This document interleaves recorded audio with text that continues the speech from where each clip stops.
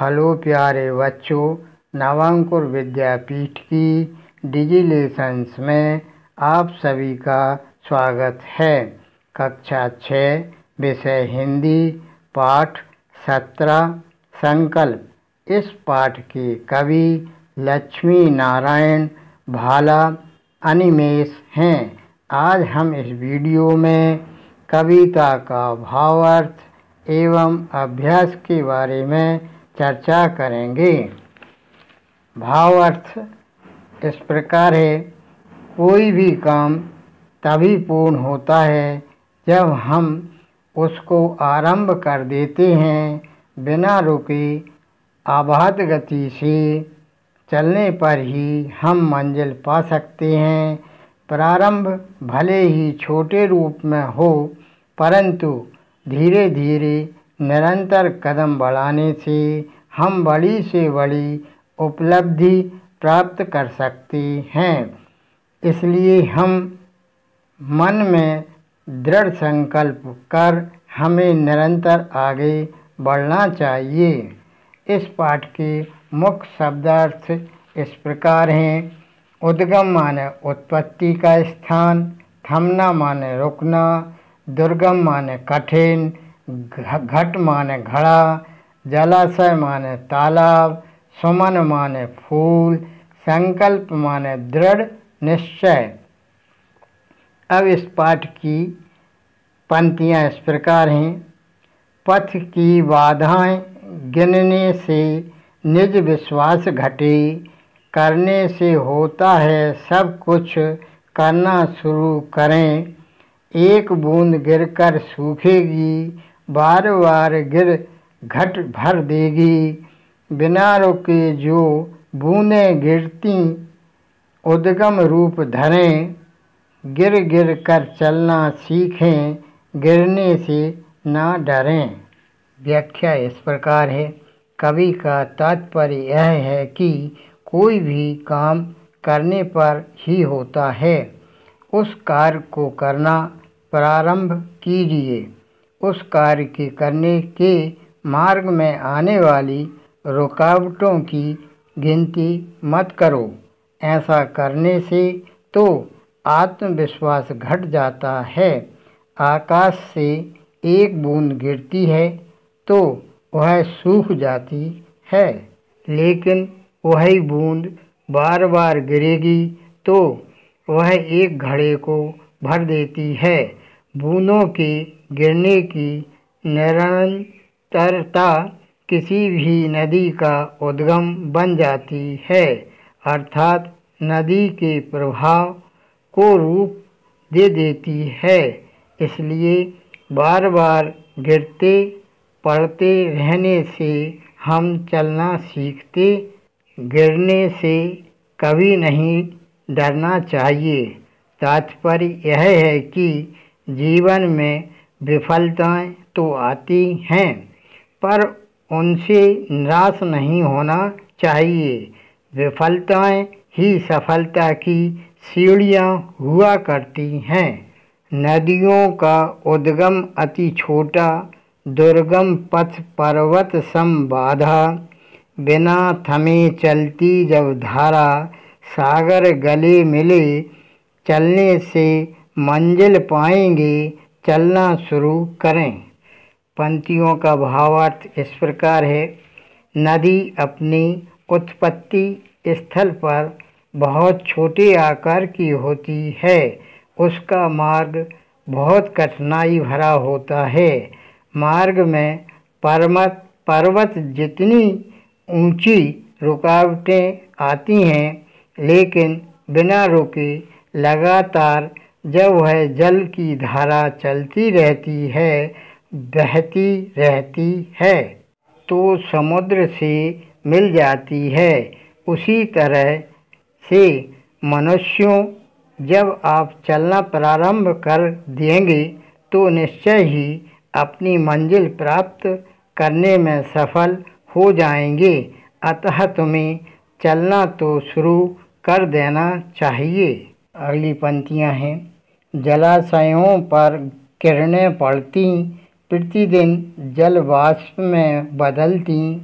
बादल बनकर गरज गरज वह धरती पर बरसे, ताप सहे जल को भी सूखे, धरती फल उगले। भावार्थ इस प्रकार है। कवि कहता है कि तालाबों झीलों के ऊपर पड़ने वाली सूर्य की किरणें उनके जल को प्रतिदिन भाप के रूप में बदलती रहती हैं। वही भाप बादल बन जाती है। बादल गरज गरज कर जमीन पर बरस पड़ते हैं। यह धरती सूरज की गर्मी को सहन करती है, बादलों से बरसते जल को सोख लेती है और फिर फसल रूप में अपनी संपूर्ण प्रक्रिया का फल हमें देती है। कष्टों की गर्मी जल से शांत होकर हमें सरस फल देती है। हम सुखी हो जाते हैं।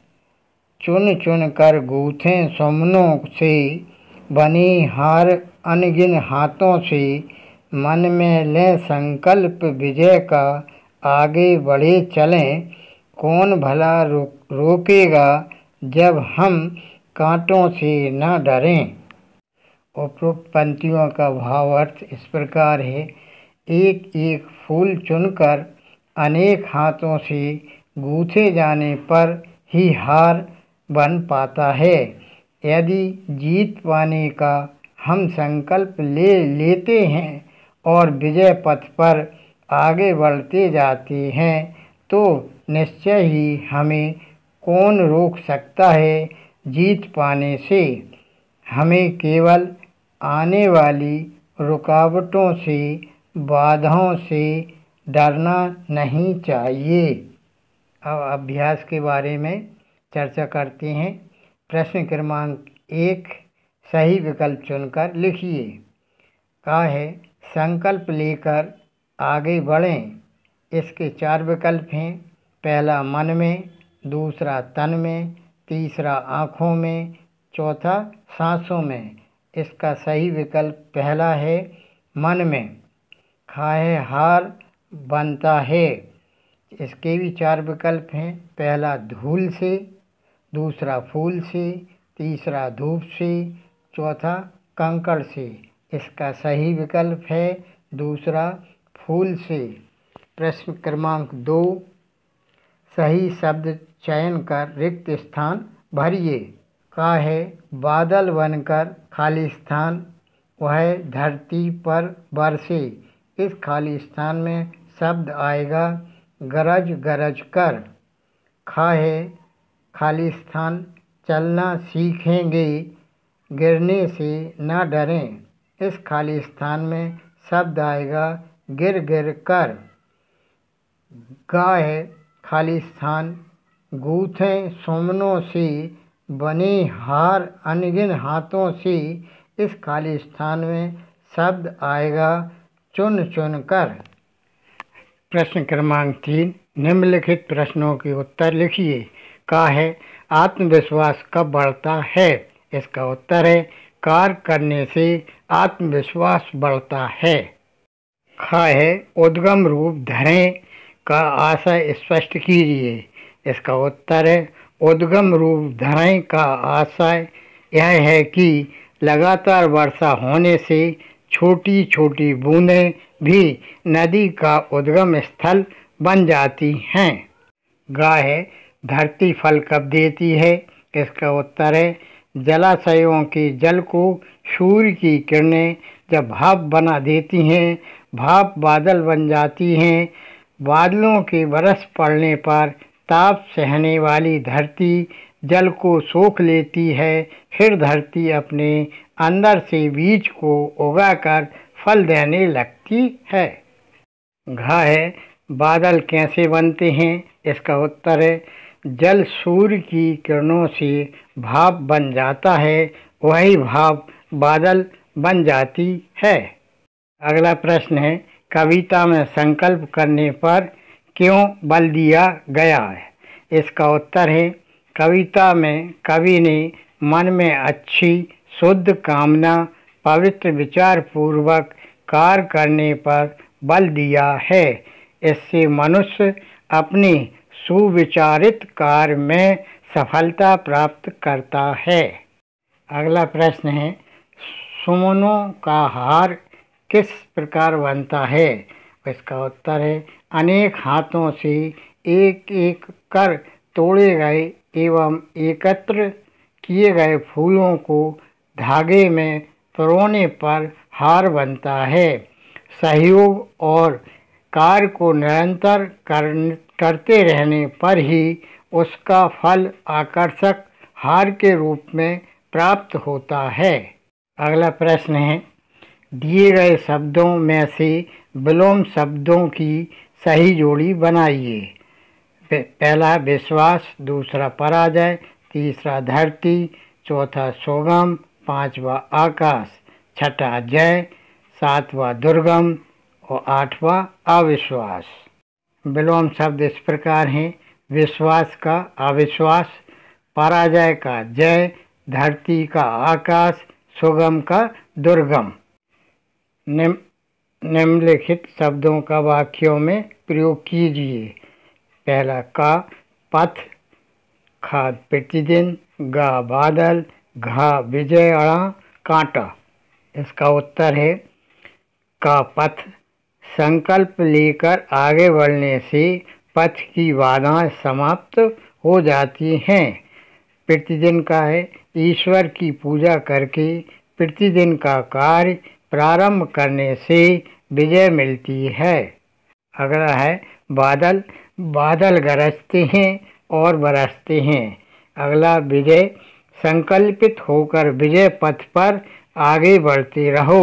अगला है कांटा, उत्साह भरे मन से आगे बढ़ते हुए मार्ग के कांटे भी फूल बन जाते हैं। अगला प्रश्न है, भिन्न अर्थ वाले शब्द को छांटकर लिखिए। पहला है नदी, नदी का है तटनी, सरिता, सविता, तरंगनी। दूसरा पर्वत, गिरी, पहाड़, अचल, पाहन। तीसरा सागर, समुद्र, पीयूष, जलधि, उदधि। चौथा है फूल, पुष्प, सुमन, कुसुम, लता। पांचवा है धरती, गगन, पृथ्वी, भू, धरा। इसके उत्तर इस प्रकार हैं, पहले में सविता, दूसरे में पाहन, तीसरे में पीयूष, चौथे में लता और पांचवे में है गगन। धन्यवाद।